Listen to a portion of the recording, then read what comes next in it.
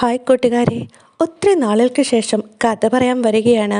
കൂട്ടുകൂടാൻ മറക്കരുത് കേട്ടോ. അപ്പോൾ നമുക്ക് തുടങ്ങിയാലോ? നമുക്കിന്ന് വിക്രമാദിത്യ രാജാവിൻ്റെ ഒരു കഥ കേട്ടാലോ? വിക്രമാദിത്യ രാജാവ് കാടാറ് മാസത്തെ സഞ്ചാരത്തിനായി പുറപ്പെടുകയാണ്. കൂടെ ഭട്ടിയും വേതാളവും ഉണ്ടായിരുന്നു. ഭട്ടി ആരാണെന്ന് അറിയാലോ അല്ലേ? അദ്ദേഹത്തിൻ്റെ പ്രിയപ്പെട്ട മന്ത്രിയാണ്. വേതാളത്തെ പിന്നെ നിങ്ങൾക്ക് പരിചയപ്പെടുത്തേണ്ട കാര്യമില്ലല്ലോ. അങ്ങനെ വിക്രമാദിത്യനും വേതാളവും ഭട്ടിയും കൂടെ നടന്ന് ഒരു ശുദ്ധജല തടാകത്തിലിറങ്ങി കുളിച്ചുകൊണ്ടിരിക്കുകയാണ്.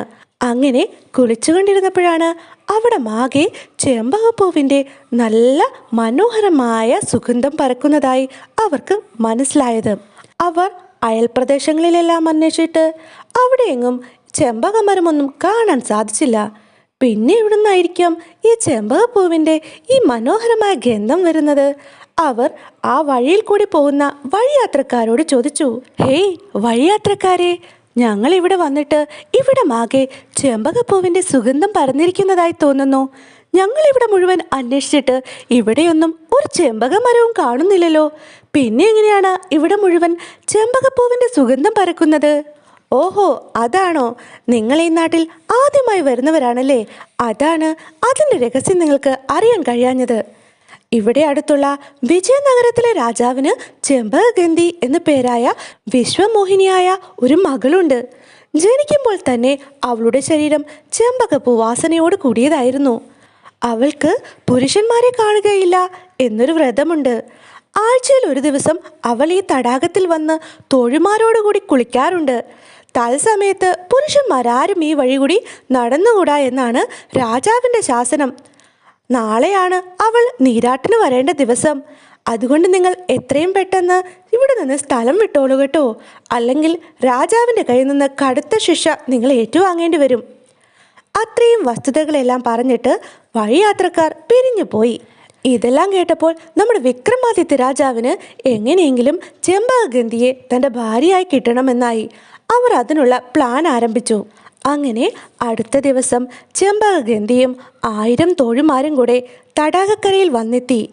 അവളുടെ അസാധാരണമായ സൗന്ദര്യം കണ്ടുകൊണ്ട് വിക്രമാദിത്യൻ അവിടെ അടുത്ത് തന്നെ ഒരു മരത്തിൻ്റെ മറവിൽ വൃദ്ധൻ്റെ വേഷത്തിൽ നിൽപ്പുണ്ടായിരുന്നു.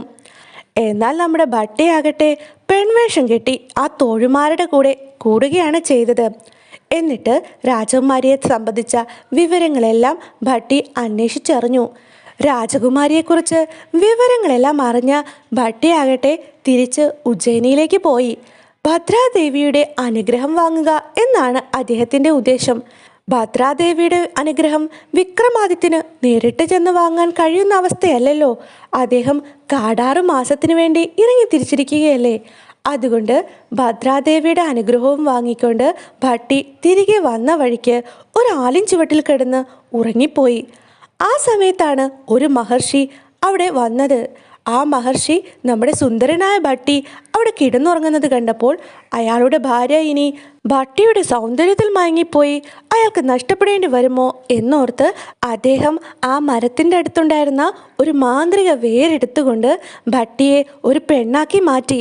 എന്നിട്ട് ആ വേരവിടെ ഇട്ടിട്ട് അദ്ദേഹം പോയി. ഇതേ സമയത്താണ് നമ്മുടെ മഹർഷിയുടെ ഭാര്യയും തിരികെ വന്നത്. അവൾ നോക്കുമ്പോൾ അതിസുന്ദരിയായ ഒരു യുവതി ആലിൻ ചുവട്ടിൽ കിടന്നുറങ്ങുന്നു. ദൈവമേ, എൻ്റെ ഭർത്താവ് മഹർഷിയൊക്കെ തന്നെയാണ്. എങ്കിലും അദ്ദേഹം ഈ മോഹിനിയിൽ മയങ്ങി വീണാലോ എന്നോർത്ത് അവളാകട്ടെ ആ ആലിൻ ചുവട്ടിൽ തന്നെ ഉണ്ടായിരുന്ന അടുത്തൊരു മാന്ത്രിക വേരെടുത്ത് ആ സുന്ദരിയെ പഴയ പോലെ സുന്ദരനായ ഭട്ടിയാക്കി മാറ്റുകയാണ് ചെയ്തത്. ഉറങ്ങിക്കിടക്കുവാണെന്ന് നമ്മൾ ഉദ്ദേശിച്ച ഭട്ടി അതിനേക്കാൾ ബുദ്ധിമാനായിരുന്നു. അദ്ദേഹം ഉറങ്ങുകയല്ലായിരുന്നു. അദ്ദേഹം ഈ വേരുകൊണ്ട് സ്ത്രീയാക്കി മാറ്റിയതും പുരുഷനാക്കി മാറ്റിയതൊക്കെ മനസ്സിലാക്കി ഇങ്ങനെ കിടക്കുമായിരുന്നു. ഭട്ടിക്ക് തൻ്റെ രൂപം തിരിച്ചു കിട്ടിക്കഴിഞ്ഞപ്പോൾ ഭട്ടി ആ 2 മാന്ത്രിക വേരും കയ്യിലെടുത്തുകൊണ്ട് വിക്രമാദിത്യൻ്റെ അടുക്കലോട്ട് തിരിച്ചു വന്നു. വിക്രമാദിത്യനോട് ഈ കാര്യങ്ങളെല്ലാം പറയുകയും ഈ മാന്ത്രിക വേര് വിക്രമാദിത്യനെ ഏൽപ്പിക്കുകയും ചെയ്തു. അതുകൊണ്ട് നമ്മുടെ സുന്ദരിയെ വളയ്ക്കാനായിട്ടുള്ള ഒരു വിദ്യയുമായിട്ട് ഇറങ്ങിയിരിക്കുകയാണ് വിക്രമാദിത്യനും ഭട്ടിയും. അപ്പോൾ കൂട്ടുകാരെ, ചെമ്പകവല്ലിയെ നമ്മുടെ വിക്രമാദിത്യ രാജാവ് എങ്ങനെ അടിച്ചു മാറ്റുമെന്ന് നമുക്ക് അടുത്ത ദിവസം കാണാം കേട്ടോ. അപ്പോൾ ഔഫ് വിഡസെയിൻ.